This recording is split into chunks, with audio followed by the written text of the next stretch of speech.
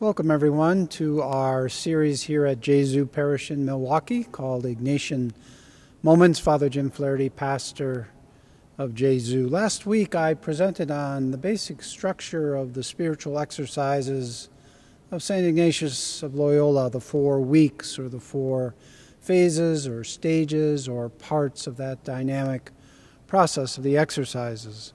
What I'd like to do today is say something about the important role that desire plays in Ignatian spirituality and its connection to the exercises.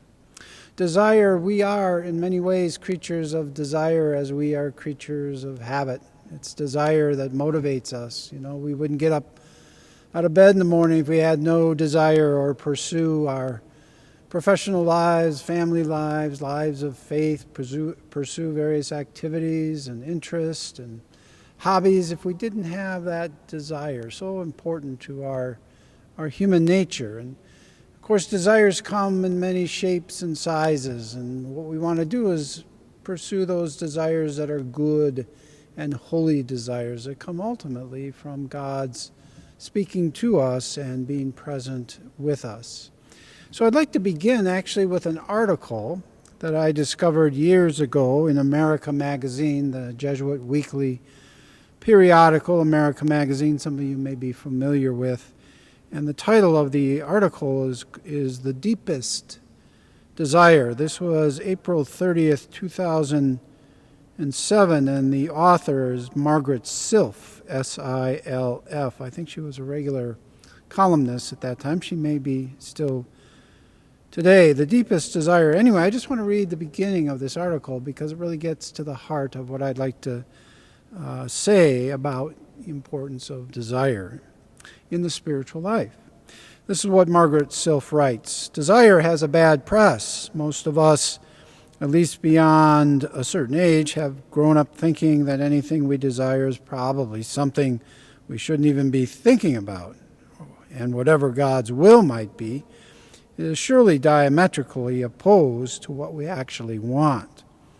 It came as a huge surprise to me to discover that this is far from the truth. When a Jesuit priest first opened up for me and for many the stunning possibility that our desires can actually lead us closer to God's will. But of course there are desires and there are desires. Some are wholly self-focused and live on the surface of our consciousness. They hardly merit the name desire at all and are more like Christmas wish lists. True desire goes a whole lot deeper than that. It goes to the ground of our being. It is what makes us tick. Without desire, we would not have got out of bed this morning. We would not have learned anything, never related to anyone, never put one foot in front of the other to go someplace. At its deepest level, desire is the source of life, growth, and energy for ourselves and for all creation. The deepest desire. There are desires and there are desires. A desire we may have is we'd all like to win the lottery, right? Well, that's a fairly superficial desire. It is on the surface. But there are desires that go much deeper than that desire. They are spiritual desires. Desire to pursue a certain vocation, raise a family, pursue a certain profession, develop our lives of faith. All these desires are important and crucial in the spiritual life. So what Ignatius does in the exercises is during the 4 phases, stages, or weeks of the exercises, he has the one making the exercises always praying for the desire that complements the grace of each of those weeks. The first week is the grace of experience God's mercy, experiencing our own sinfulness and God's mercy. So Ignatius will say during that first week, the retreatant should pray for the desire to experience my own sinfulness and yet to also experience and accept the richness of God's mercy. Pray for a true desire to be contrite or sorry for my sins. The second week, as you may recall if you watched our previous presentation of these Ignatian moments is the week of discipleship. It's following Jesus along the way in his public ministry. And the desire during that week is simply to know Jesus more deeply, to love him more deeply or intimately so as to follow him more closely. The third week, you may recall, is the week that focuses on the passion and death of Jesus. And that during that part of the retreat, Jesus invites the retreatant again to pray for the desire to experience sorrow with Jesus in his suffering. And finally, the fourth week, the week that focuses on the resurrection and the ascension, is to experience and pray for the desire to experience that joy with the risen Christ. So you see throughout the exercises, desire plays an important role, crucial role, because it gets into our hearts, right? Spirituality is much less about the head than the heart, what Ignatius would call that interior felt sense of God's love. I just feel it in my very being. I don't simply know about it. I feel it. I sense it. I experience it. So one thing I do usually with people who come to experience the preached retreat, that adaptation of the exercises, what I usually do in the beginning of the retreat, the first conference, is to ask them that question is, what is it that they desire when they come to retreat? And again, it's going through those different levels of desire. There may be just simply a sense of getting away, of experiencing silence, of slowing down, all of which are good, but the idea is to go deeper.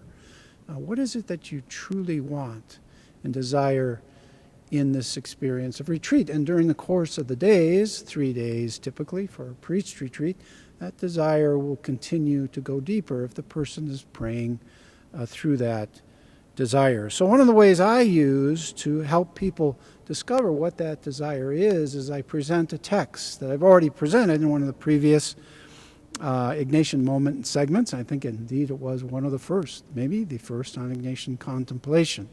What I usually do is I use Mark 10, chapter 10, verses 46 to I think it's 53. It's the story of the blind man Bartimaeus, which I talked about in that earlier segment on Ignatian contemplation, the way in which we visualize the scene when we're praying with a given gospel text or story. But what's important to that story, at least as I read it, is the blind man obviously, Jesus says, what do you want me to do for you? It's obvious that he wants to see, but Jesus still asks him that question. He doesn't just immediately go up and heal the blind man. He says, what do you want me to do for you? Jesus respects us in terms of our articulation of the desires that we have. And the blind man says, I want to see.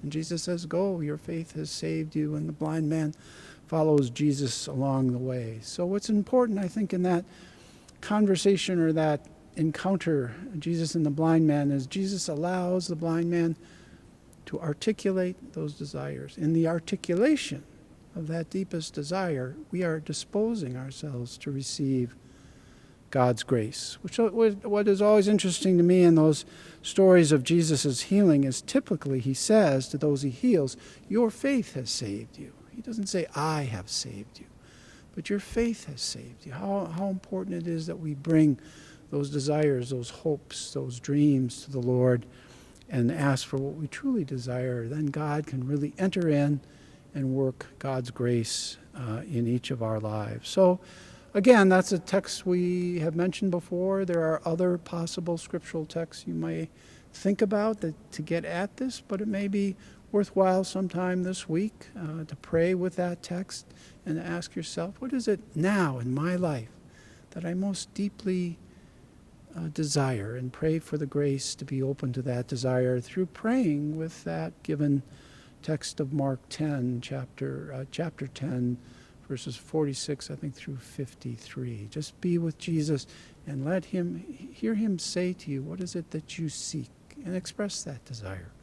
In that way, we engage more fully in the spiritual life and recognize the importance of these deepest and holy and good desires that all of us have and pursue them so that we might continue to grow in our faith.